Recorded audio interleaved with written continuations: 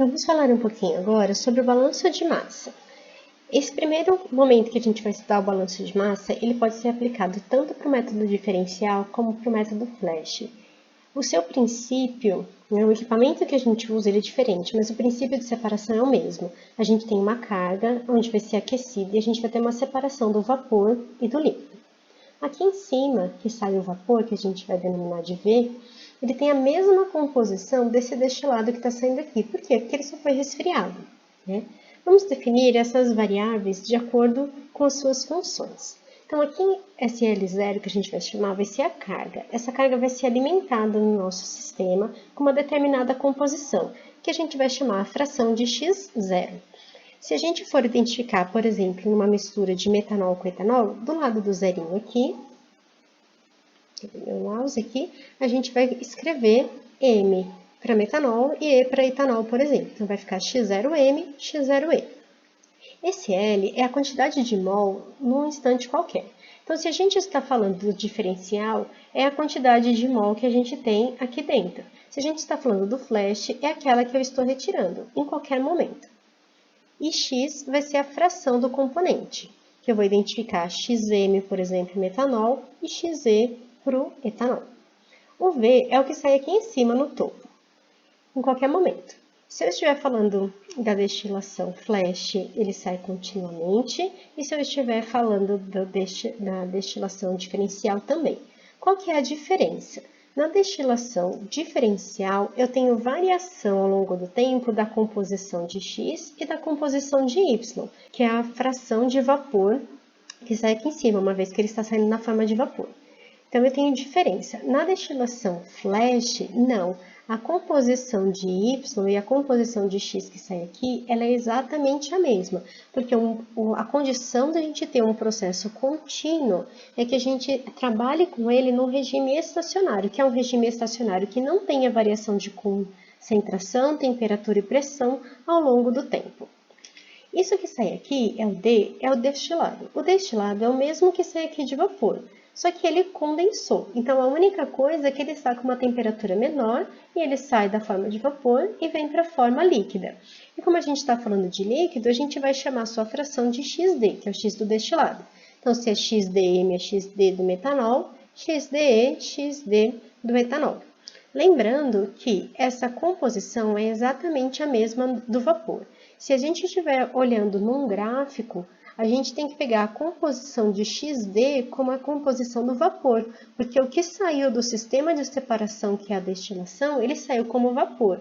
Ele só foi condensado para mudar o seu estado físico e não mudou a sua concentração. Vamos falar sobre o balanço de massa global, que pode ser aplicado tanto para um como para o outro. O balanço de massa global, ele fala que o que entra é igual ao que sai. Então, eu tenho aqui a entrada, que é L0, que se for no flash, ela entra continuamente. Então, eu tenho uma taxa, por exemplo, mol por segundo, mol por hora. E se eu tenho, a destilação diferencial, é uma quantidade, por exemplo, mol ou quilograma, que ela é alimentada de uma vez. Essa é a entrada. A saída, a gente vai retirar o final do sistema, que seria o D. E o que sai aqui embaixo, que é o L. Se eu estou falando do flash, esse D sai continuamente, então ele é uma taxa, e esse L também. Se eu estou falando do balanço diferencial ou batelada, eu vou acumular com o tempo. Então, isso aqui eu vou coletar numa quantidade que vai sair, e esse aqui eu vou retirar no final de uma vez. Então, esse daqui é o balanço de massa global. O balanço de massa de componente, nós já vimos que nada mais é do que aplicar a fração que a gente tem. Então, eu vou falar que a destilação, que a entrada da destilação, por exemplo, do metanol, seria o L0 do metanol, que é a carga de entrada vezes a fração. Deixa eu ver se eu consigo escrever aqui. Caneta. Vamos ver.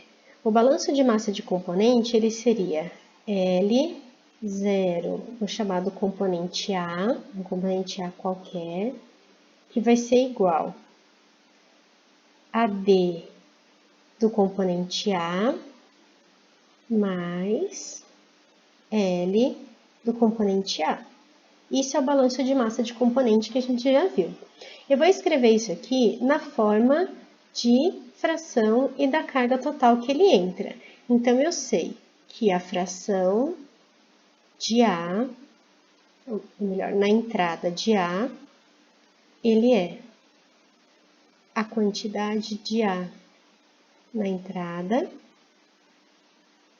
dividido pela quantidade total.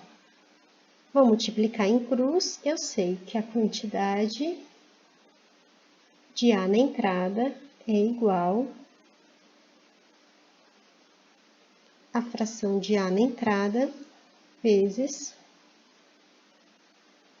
a carga na entrada. E é isso daqui, deixa eu ver se eu consigo mudar de cor, isso daqui que eu coloquei aqui.